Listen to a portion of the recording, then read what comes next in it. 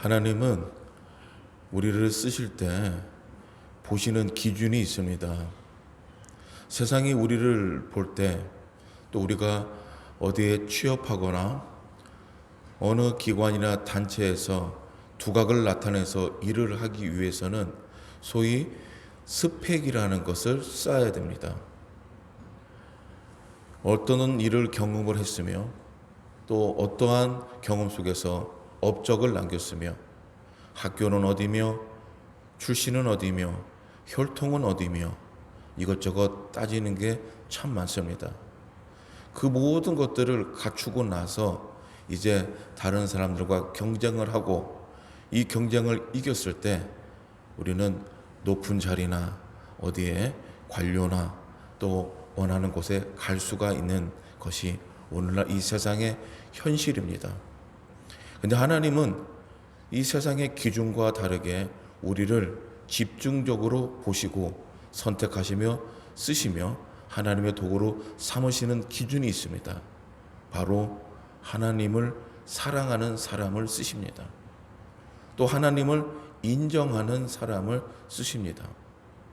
구약에 많은 인물이 있는데 이 성경의 인물 중에 하나님이 쓰시는 사람, 그 첫 번째 기준은 우리는 사울 왕과 다윗을 보면 명확하게 알 수가 있습니다. 사울 왕이 이스라엘의 초대 왕이 됐을 때 이 사울을 간택하고 또 그를 칭송한 사람들의 기준이 뭐였습니까? 외모가 준수하다, 용모가 단정하다, 그는 지혜롭고 집안 혈통이 좋다. 그래서 사울 왕을 간택해서 이스라엘 초대 왕으로 세웠는데 결국엔 사울 왕은 하나님의 버림을 받았습니다. 왜 그렇습니까? 사울 왕은 자신을 사랑했고 자신의 지혜와 자신이 원하는 대로 나라를 다스렸기 때문에 그렇습니다. 하나님의 말씀을 듣지를 않았습니다. 반면에 하나님께서 다윗을 쓰신 이유가 뭘까요? 이새의 집안에 양을 치는 목동이었고 사무엘 선지자가 사사가 기름 부으러 갔을 때 이새 아버지는 자기의 자녀를 보여주면서 용맹하며 일을 잘하고 똑똑한 큰아들부터 보여줬습니다. 근데 하나님은 다 패스였어요. 아니다, 아니다. 그러다가 다윗을 불러서 보여주자 하나님이 기름 부으라고 하셨습니다. 왜 다윗을 부르셨냐면 하나님께서 다윗의 그 안에 있는 순수하며 깨끗한 하나님을 그 무엇보다도 사랑하는 영적인 성품을 알고 있었기 때문에 그렇습니다. 훗날 다윗은 이스라엘 다스리는 왕이 됐지만 그는 여전히 하나님을 최고로 높였습니다. 그리고 이 이스라엘이 거처하는 집은 있으나 왕국은 있으나 하나님이 거처할 성전이 없는 것에 대해서 마음 아파했습니다. 그래서 다윗은 하나님께 기도했지요. 하나님이 거할 집이 필요합니다. 그러나 하나님은 다윗이 가진 솔로몬에게 그것을 허락하셨어요. 여러분 그겁니다. 다윗의 마음에는 오직 하나님 중심입니다. 하나님이 우선이고 하나님을 높이는 게 그 무엇보다도 자기가 가장 기뻐하는 일이었어요. 그래서 시편에 있는 다윗이 쓴 말씀들을 쭉 우리가 살펴보면 다윗은 오로지 하나님 중심이에요. 자기가 지금 쫓기고 위기가 있고 언제 죽을지 모르고 먹을 것이 없고 죽음의 현장에 있어도 하나님을 찬양하는 걸 쉬지 않았습니다.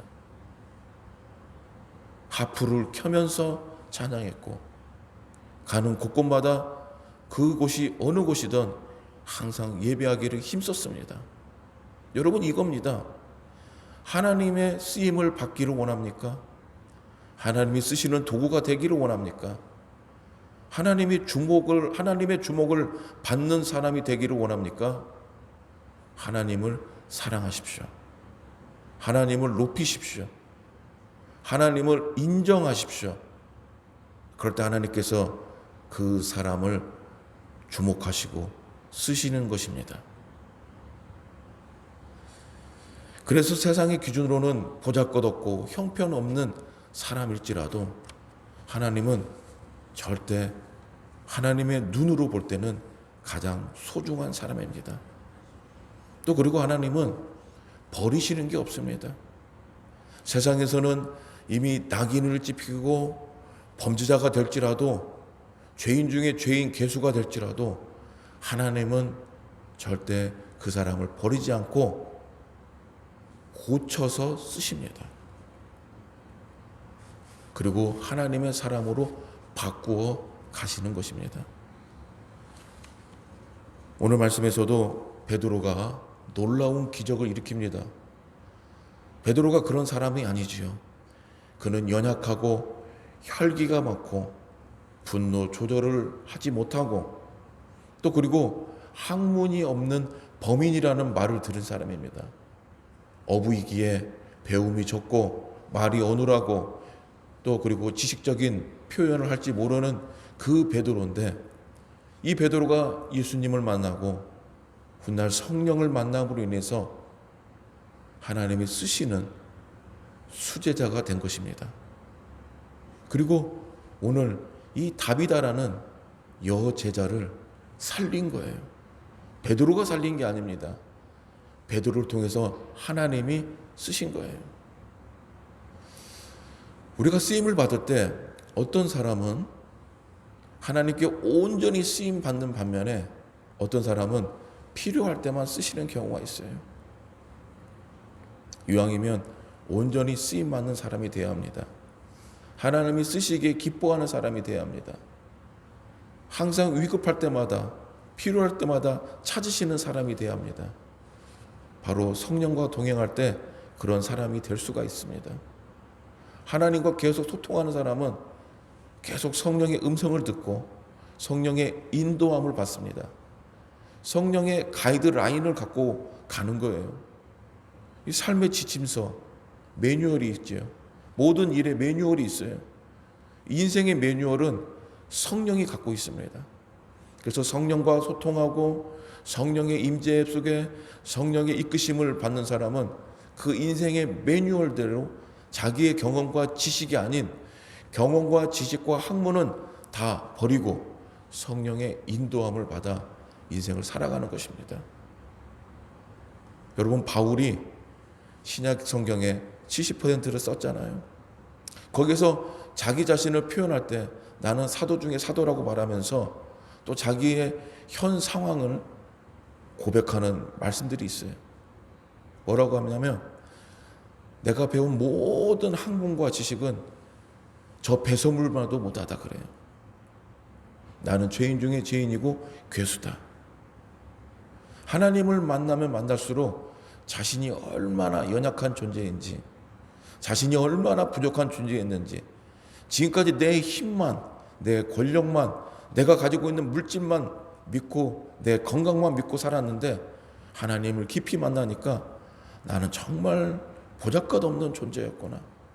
사람들 앞에서 그렇게 말을 잘하고 뭔가 언변이 있는 것처럼 지식 있는 것처럼 자랑했지만 알고 보니까 나는 정말 내가 가지고 있는 모든 지식이 배설물 중에 배설물이구나. 나는 죄인 중에 죄인, 괴수구나 라고 자신을 표현을 합니다. 고백을 합니다. 여러분, 하나님께 깊이 만나는 하나님의 임재 가운데 있는 사람은 절대 자신을 드러내지 않습니다. 어떠한 자리에 가도 성령을 드러냅니다. 그렇기 때문에 하나님이 그 사람을 계속 쓰는 거예요. 앞서 말씀드렸듯이 사울왕을 처음에는 쓰다가 버린 이유는 자꾸 자신을 드러내기 때문에 쓸 수가 없는 거예요. 자신의 자존감을 드러내고 자신의 의지를 드러내고 자신의 고집을 드러내면 하나님께서 쓰실 수 없는 겁니다. 베드로는 성령을 받은 후에 하나님과 온전히 동행했기 때문에 하나님의 베드로를 통해서 사람을 살리는 이런 긴급한 상황까지도 쓰신 거예요. 오늘 저와 여러분들이 하나님께서 쓰시는 성령의 도구가 되기를 축복합니다. 특별히 여제자란 말이 나왔는데 성경에서는 여제자는 그렇게 표현을 하지 않습니다.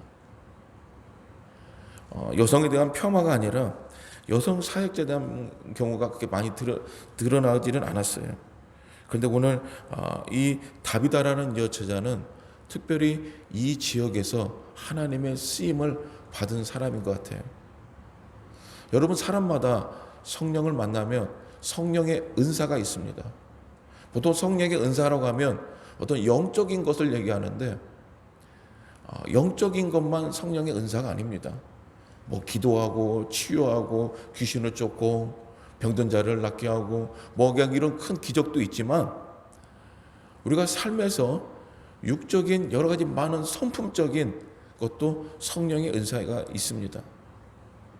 오늘 다비다는 특별히 어떠한 은사를 받았냐면 남을 섬기는 은사를 받았어요. 이 다비다를 이 마을 사람들이 살리기 원했던 것은 다비다가 가난한 사람들, 과부들, 헐벗은 사람들을 돕기를 힘을 썼던 사람입니다. 그가 살아있는 동안 그 일을 열심히 했기 때문에 사람들이 이 다비다를 잊을 수 없는 거예요. 그 사랑을 다 받았기 때문에 다비다가 소중한 겁니다. 그래서 이 여제자를 살리기 원했던 거예요. 다비다는 섬기는 은사가 있습니다. 남을 돕는 은사가 있습니다. 우리가 아는 바나바는 권위하는 은사가 있어요. 권위는 권면하고 위로하는 것입니다. 남에게 하나님 말씀을 권면해주고 위로해주는 은사죠. 그래서 바나바가 이 사울을 특별히 자기가 증명했잖아요. 내가 사울을 보니까 전의 사울이 아니다. 이제 하나님 앞에 새롭게 거듭난 사울이다. 우리가 오늘 부른 찬양처럼 주 안에서 기쁜 날이 된 거예요. 그리고 빌립은 전도의 은사가 있어요.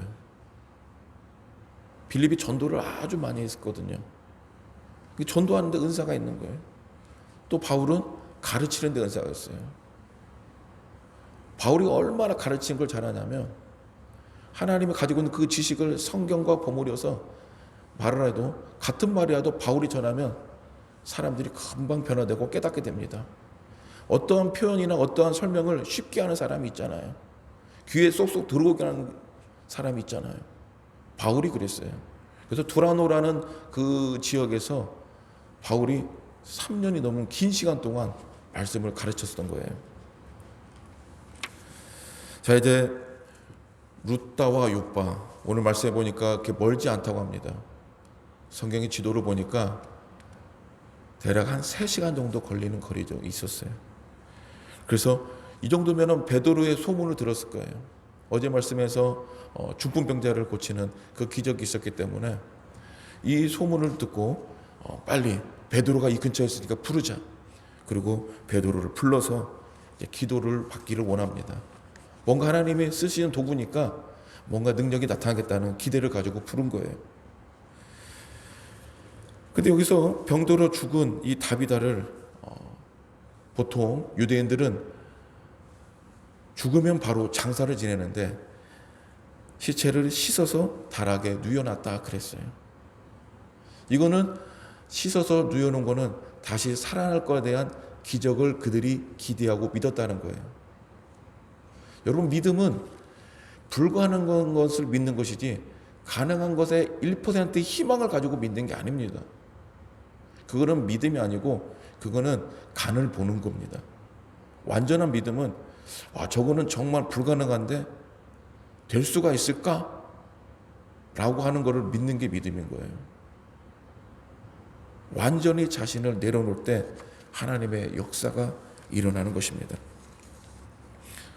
베드로는 이제 다비다를 만나고 그에게 기도를 해줍니다. 그리고 다비다 일어나라고 명령했을 때 놀랍게 성령 하나님께서 그 호흡이 멈춘 사람을 다시 일으키시고 살립니다. 이제 베드로는 여기에 며칠을 머물렀다고 말씀이 나오는데 마지막 절 말씀에 보니까 욥바에 여러 날 있었다 그래요. 특별히 시몬이라는 무두장이의 집에 머물렀다라고 그래요. 우리가 그냥 지나칠 수 있는 말씀이에요. 무도장이 집에 있을 수 있지. 뭐 쉬는 거는 상관없으니까. 그런데 여러분, 무도장의 직업에 대한 유대의 율법을 아시는 분들은 아주 놀랄 일입니다. 여러분, 무도장이는 우리가 개역 한글 성경에 보면 피장이라고 나와요. 짐승의 가죽을 벗기고 피를 흘리고 피를 보는 사람, 그리고 그걸로 가죽으로 신발과 장신구를 만드는 사람, 옷을 만드는 사람이에요. 모세의 율법에는 이 무두장이를 아주 천한 직업으로 받고, 아니 천한 것뿐만 아니라 죄인으로 받습니다. 죄인 것은 만지면 안 됩니다. 죽은 사체를, 죽은 짐승일지라도 사체를 만지는 건 안 됩니다. 그 죄가 붙는다고 얘기합니다. 그래서 모세의 율법에 문둥병자를 죄로 받은 벌이라고 하잖아요. 그 문둥병가 지나가면 부정하라고 말하라고 했어요. 문둥병이 걸려서 힘든 사람에게 부정하다 그 말을 들으면 2배 더 아픔이 있겠죠. 그러나 율법에 그렇게 있기 때문에 해야 됩니다. 이 무도장이도 그 죄가 있기 때문에 그 집에 머물면 안 돼요. 머무는 순간 무도장에 만진 모든 것들이 다 죽은 시체의 죄가 있기 때문에 베드로도 그걸 만지면 안 되고 그 집에 있는 곳에 거하도 안 되는 거예요. 그런데 여기에 여러 날 있었다는 것은 정말 놀라운 일이라는 것입니다. 그건 어찌 보면 이 사도행전을 기록한 누가가 앞으로 하나님께서 이방인들과, 즉 유대인이 아닌, 하나님이 택한 선민이 아닌, 이제는 온 사마리아와 땅끝까지 복음을 전하기 위한 그 시작을 여기서 보여주는 거라고 볼 수가 있습니다. 여러분, 하나님 복음은 유대인만 듣는 게 아니라 모든 민족이 들어야 할 복음입니다. 부자들만 듣는 게 아니라 가난한 자도 들어야 되고, 건강한 사람만 듣는 게 아니라 병든 자도 들어야 되며, 의인만 듣는 게 아니라 죄인이 들어야 할 게 복음인 것입니다. 전에는 나눠줬던 이 복음이 이제는 무두장이를 비롯한 모든 이방인들, 그리고 전 세계에 전해져야 할 하나님 말씀이라는 걸 보여주는 거예요. 또한 베드로의 마음에 이러한 무두장일지라도 그를 품고 함께 있으려는 마음. 여러분, 다비다를, 죽은 자를 살렸는데 누군들 베드로를 자기 집에 모시지 않고 싶은 사람이 있겠어요? 베드로만 집에 와도, 기도만 한번 해줘도 우리 집안에 큰 복인데, 그런데 무두장의 집에 거했다는 것은 베드로는 여전히 성령의 사람이고 하나님의 인도함을 받은 사람이다. 그리고 자신을 드러내고 자신을 높이는 게 아니라 하나님 중심으로 사는 사람이라는 것입니다. 하나님께 쓰임받고 능력을 나타냈을 때 그 후의 영광을 본인이 가로채는 사람이 있어요. 자기가 한 것처럼 의시되는 사람이 있어요. 그 사람은 성령이 떠납니다. 쓰지 않아요. 그런데 하나님 쓰시는 사람은, 성령의 사람은 모든 건 하나님이 하셨다고 말하고 고백하고 하나님께 영광 돌리는 사람이에요. 오늘 우리가 베드로처럼 전에는 육신의 사람이었지만 자신의 기질과 자신의 경험과 자신의 모든 자아 앞에 똘똘 뭉친 사람이지만 이제는 성령에 붙들려서 하나님만 드러내는 축복의 사람, 하나님이 쓰시는 사람, 능력을 나타내는 사람이 되기를 주님의 이름으로 축복합니다. 기도하겠습니다. 하나님, 감사합니다. 하나님께서 주목하고 하나님께서 쓰시는 사람, 하나님이 쓰시기 기뻐하는 사람이 바로 내가 될 수 있도록 하나님 은혜를 베풀어 주시옵소서. 한 번 사는 인생, 그저 왔다 거저 가는 인생이 아니라 오늘 이 베드로처럼 하나님의 쓰임을 받고 많은 자들에게 주님의 복을 전하고 주님의 은혜를 전하고 주님의 기적을 끼치고 주님의 영향력을 선보이는 하나님의 사람들이 되게 하여 주시옵소서. 신흥의 하나님의 사람들을 아버지 위로가 필요한 자들이 있습니다. 기도가 필요한 자들이 있습니다. 도움이 필요한 자들이 있습니다. 낙심하고 힘들어한 자들이 있습니다. 물질의 어려움이 있는 자들이 있습니다. 자녀의 문제로, 취업의 문제로, 진로의 문제로, 남편의 문제로, 아내의 문제로 걱정과 근심 가운데 기도하는 자들이 있습니다. 주님께서 일일이 그 모든 가정과 그 자녀들의 기도를 들으시고 그들의 마음을 위로하시고 속히 응답하여 주시옵소서. 하나님, 새해가 밝았습니다. 26년도에는 더 기도하고 더 말씀 보고 더 하나님과 동행하는 우리 모두가 되게 하여 주시옵소서.